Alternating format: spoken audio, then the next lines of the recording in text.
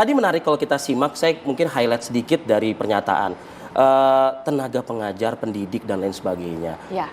Belum lewat dari hitungan minggu, Ya. di pekan ini kita juga memperingati Hari Guru ya. Ya. Apa yang mungkin bisa Mbak Stella sampaikan, Bu Wamen sampaikan, ya. bicara soal tenaga pengajar, tenaga pendidik dan lain sebagainya? Ya. Saya juga seorang guru. Saya tahu di Indonesia kadang-kadang kalau dosen tuh nggak dipikir sebagai guru ya. Padahal dosen itu juga guru pasti kan. Yes. Namanya juga guru besar kadang-kadang. Ya. Tenaga pendidik adalah suatu memang tugas yang mulia.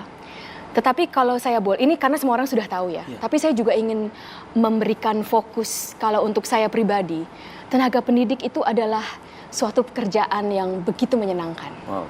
Karena kita itu bisa memberi pengetahuan, tetapi juga mendengarkan dari para murid-murid kita, siswa-siswa kita, dan ini sangat menyenangkan.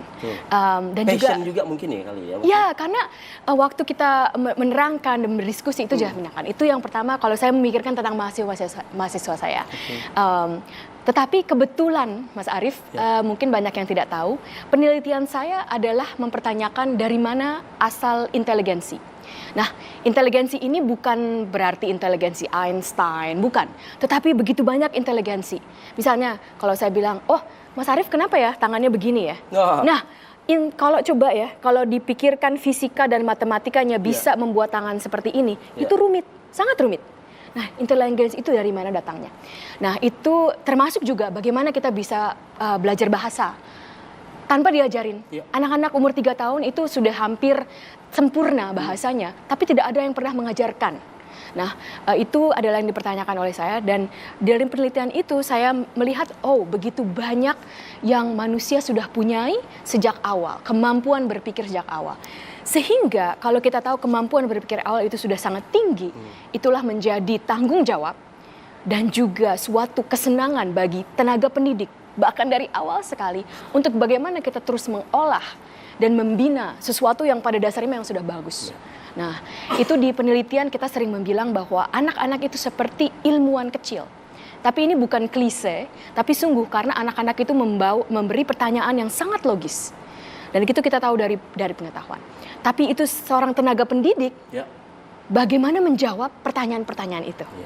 Nah, itu juga ada risetnya, itu sangat menarik sekali. Jadi segala sesuatu pendidikan, pengajaran itu selalu berdasarkan riset. Jadi poin ketiga kalau saya boleh, saya mau mengajak serta seluruh tenaga pendidik dari kecil, dari anak kecil sampai mahasiswa, itu ada bukti-bukti riset bagaimana bisa mendidik dengan benar. Saya kasih contoh satu boleh, Mas? Boleh. Kita sebagai dosen, oke. Kadang sekarang kan ada mahasiswa kita masih pakai kayak saya ya, nulis gitu. Ada mahasiswa kita pakai laptop. Nah, kalau kita boleh bertanya, mana yang lebih bagus? Nulis pakai laptop, apa nulis pakai buku? Pakai tulisan tangan sendiri? Mas Arief bilang yang mana? Mungkin kalau saya sih masih nulis pakai tangan ya. Betul. Karena mungkin kan di era-era ya 70-80-an mungkin. Tadi kan dibilang ya. Belum ada. Nah, ternyata itu ada penelitian yang membuktikan bahwa mahasiswa ini sungguh melihat grup mahasiswa dibagi 2 kelompok. Satu yang nulis pakai notebook, yang satu nulis pakai laptop. Gurunya sama, dosennya sama, lalu dites pakai tes yang sama. Yang nulis pakai notebook itu mendapat nilai sekitar 35% lebih tinggi dari yang nulis pakai laptop. Kenapa? Karena waktu kalau kita nulis pakai laptop, kita harus mikir, karena kita nggak bisa steno kan. Jadi kita harus mikir nih. Jadi nulisnya singkat-singkat, tapi itu harus dipikir dulu. Tapi kalau kita pakai laptop, itu semuanya bisa kita ketik langsung, persis sama. Jadi itu tidak harus diolah dulu. Itulah pengolahannya yang membuat memorinya lebih lengkap. Wow, luar biasa nih kalau